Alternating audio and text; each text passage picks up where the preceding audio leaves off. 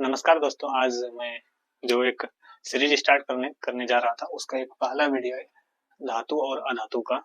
तो इसमें हम लोग आज धातु और अधातु के भौतिक गुणधर्म के बारे में जानेंगे और रेलवे साइंस यानी रेलवे एग्जाम में जो साइंस के प्रश्न पूछे जाते हैं, खास करके ग्रुप डी एग्जाम में, उसको समझने से पहले कुछ आधारभूत चीजों को जानना बहुत जरूरी होता है, क्योंकि आप तो जानते ही हैं कि ग्रुप डी जैसे छोटे एग्जामों में भी प्रश्न को किस तरीके से डेप्थ में जाकर के पूछा जाता है और चीजों को और उलझाया जाता है।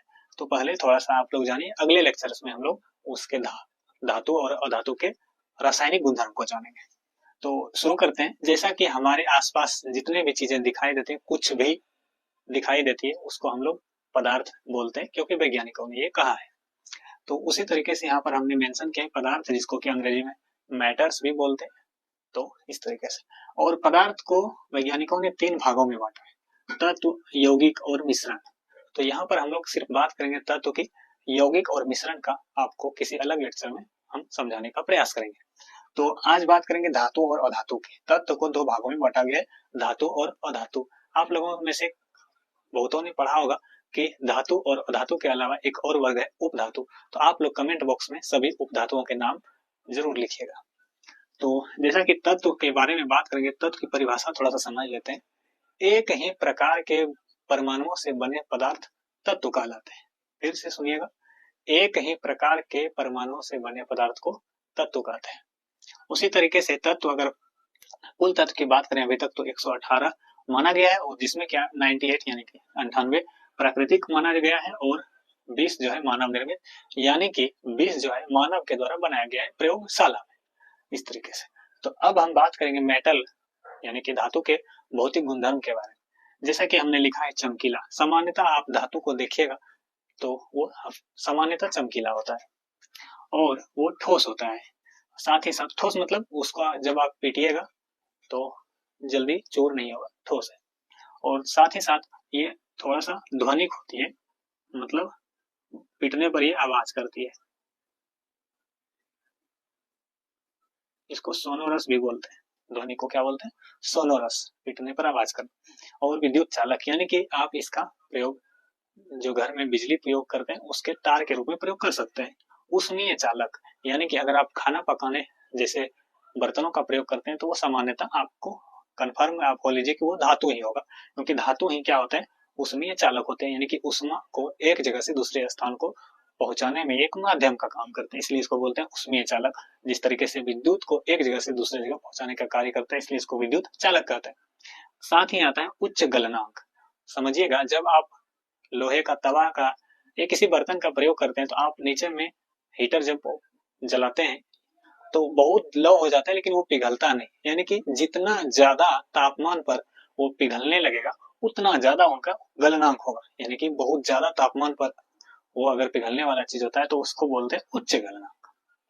खैर, गलनांक जो है इस ऐसे शब्द सामान्यतः क्या बोल सकते हैं, उसको तुलनात्मक शब्द होते हैं।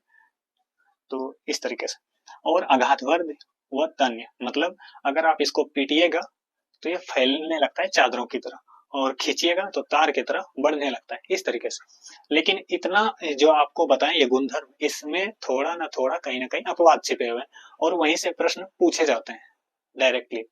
तो यहाँ पर हमने बात किया ठोस। तो ठोस धातु होती है, लेकिन यहाँ पर आ गया मुलायम, जिसको कि चाकू से काटा जा सकता है।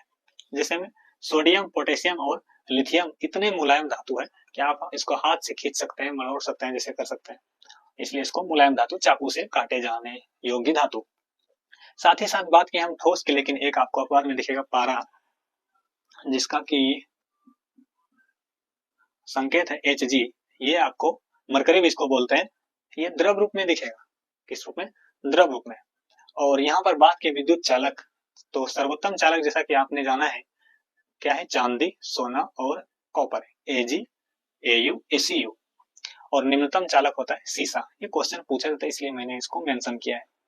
सीसा से 9 के बराबर मतलब इलेक्ट्रॉनों का प्रवाह यानी कि विद्युत का प्रवाह होता है। निम्न गलनांक, अक्सर हमने बात किया कि उच्च गलनांक वाले होते हैं धातु, लेकिन आप सीजियम और गैलियम को हाथ में रखेंगे तो ये पिघलने लगेगा, यानी कि शरीर के टेम्परेचर पे, रूम के टेम्परेचर पे लगभग यानी कि 25 डिग्री से 27 डिग्री सेल्सियस तो रूम टेम्परेचर होता है, और हम लोग का शरीर लगभग 37 डिग्री सेल्सियस के करीब रहता है, तो लगभग 35 से 37 डिग्री सेल्सियस पर यह पिघलने लगता है, इसलिए इसको निम्न गलनांक वाला माना गया है।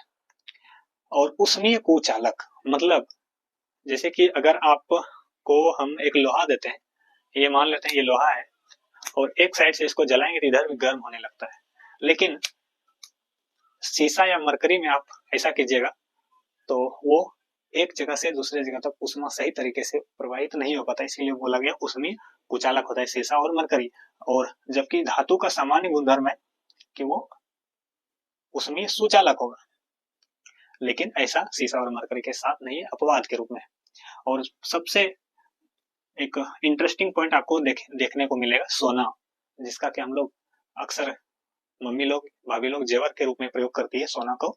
तो सोना का 1 ग्राम यानी 1 भरी जो होता है, 1 रुपये का सिक्का जो होता है पुराना वाला, उसका 10वां भाग मतलब 10 भाग कीजिएगा तो 1 भाग लीजिएगा तो उससे आप 2 किलोमीटर लंबा तार बना सकते हैं। इसलिए यहाँ पर लिखा गया है, ये तन्य के बगल में लिखा है सोना, कि सोना कितना, सोने की तन्यता जो है, यानी कि तन्य जो होता है एक ऐसा गुणधर्म जिसको कि खींचने पर वो तार के रूप में खींचा जा सके, उसको बोलते हैं तन्यता। और अगर पतली चादरों के रूप में बदला जा सके उसको बोलते हैं घातुबंधनीयता। तो ऐसे इसी तरीके से आपको अधातु के बारे में भी जानना जरूरी है, क्योंकि क्वेश्चन जो पूछे जाने लगे हैं वो ऐसा नहीं पूछा जाता है कि सबसे सुचालक धातु कौन है, ऐसा नहीं पूछा जाता है। इसमें क्वेश्चन ऐसे आता है कि निम्न में से कौन सा कथन असत्य या सत्य, इस तरीके से। तो इसमें से 4-5 पॉइंट को आपको उसमें दे दिया जाएगा ऑप्शन में, और उसमें चूज करने के लिए आपसे बोला जाएगा, इसलिए जानना जरूरी है। तो अधातु जो है धूसर मतलब चमकीली, ये सामान्यतः नहीं होती है। और बताया गया कि ठोस, द्रव और गैस, ये अधातु, ये सबसे इंपॉर्टेंट पॉइंट है इस लेक्चर में, कि क्वेश्चन आ सकता है कि अधातु तीनों रूपों में पाई जाती है, और ये सेंटेंस के रूप में देगा तो आपको आंसर क्या करना है, हाँ या नहीं, यानी कि आप तो ये निर्णय लीजिएगा कि सही है या गलत है। तो यह कंफ्यूजन होता है, इसलिए इसको हम टिक कर दिए, ये बहुत ही जरूरी है। और विद्युत और उष्मीय कुचालक है, यानी कि विद्युत और उष्मा का एक जगह से दूसरे जगह को प्रभाव होने नहीं देता है, रुकावट डालता है। निम्न गलनांक बहुत ही कम तापमान पर यह पिघल जाता है। भंगुर यानी कि इसको आप पीटिएगा तो ये चूर चूर हो जाता है। साथ ही साथ इसको पीटने पर ध्वनिक नहीं होती है, तो उस चीज का जिक्र नहीं करेंगे। लेकिन जब तुलना करने लगते हैं धातु और अधातु में अंतर क्या है, जब 10वीं क्लास में हमसे प्रश्न पूछा जाता था आपसे, तो उस तरीके से आंसर करते थे, लेकिन यहाँ पर उतना ज्यादा नहीं करेंगे क्योंकि बोर्ड फिर भर जाएगा। अब बताइए, इसमें भी आपको अपवाद देखने मिलेगा। अभी बात की ये धूसर होता है यानी चमकीली नहीं होती, लेकिन आयोडीन और हीरा चमकीला होता है, बहुत ज्यादा चमकीला होता है हीरा। और इसी तरीके से सामान्यतः यह ठोस, द्रव, गैस में पाया जाता है। लेकिन क्वेश्चन आता है जो एकमात्र धातु होता है ब्रोमीन, जो कि द्रव अवस्था में पाया जाता है, इसलिए इसको हम मेंशन किया। सुचालक भी होता है, अभी हमने बात किया कि कुचालक होता है, लेकिन ग्रेफाइट जो कि कार्बन का एक अपरूप है वो क्या है, सुचालक है। आपको अगर इसका टेस्ट करना है तो पेंसिल जो आप लोग यूज करते थे जिसको मिटा सकते हैं ऐसा वाला, तो उसमें जो वो बीच में काला काला होता है स्याही के रूप में जो होता है वो ग्रेफाइट का बना होता है। और सामान्यतः यह भंगुर होता है, मतलब पिटने पर यह चूर चूर हो जाता है। लेकिन आपको जानकारी के लिए बता दें, कार्बन का अपरूप हीरा दुनिया का सबसे कठोरतम प्राकृतिक पदार्थ है। कौन? हीरा। तो आप लोग जरूर बताइएगा आप लोगों को ये वीडियो लेक्चर कैसा लगा, और आपने अगर मेरे यूट्यूब चैनल साइंस वाटिका रेलवे को ज्वाइन नहीं किया है तो सब्सक्राइब कीजिए, और टेलीग्राम चैनल भी है साइंस वाटिका रेलवे, उसको आप ज्वाइन कर लीजिए, क्योंकि वहां पर आपको इससे संबंधित प्रश्न आपको क्विज रूप में और ऐसे भी नॉर्मली क्वेश्चन के रूप में मिलते रहेंगे, और भी अन्य जानकारी आपको उस पर मिलेगी। साथ ही साथ आपको नोट्स भी आपको मिलेगा, मेरा हैंड रिटन नोट्स, जो कि आपके लिए एग्जाम के लिए बहुत महत्वपूर्ण रहेगा। जय हिंद, फिर मिलेंगे अगले वीडियो में। स्वस्थ रहें, मस्त रहें और जबरदस्त रहें, और तैयारी को अच्छे तरीके से करते रहें। धन्यवाद।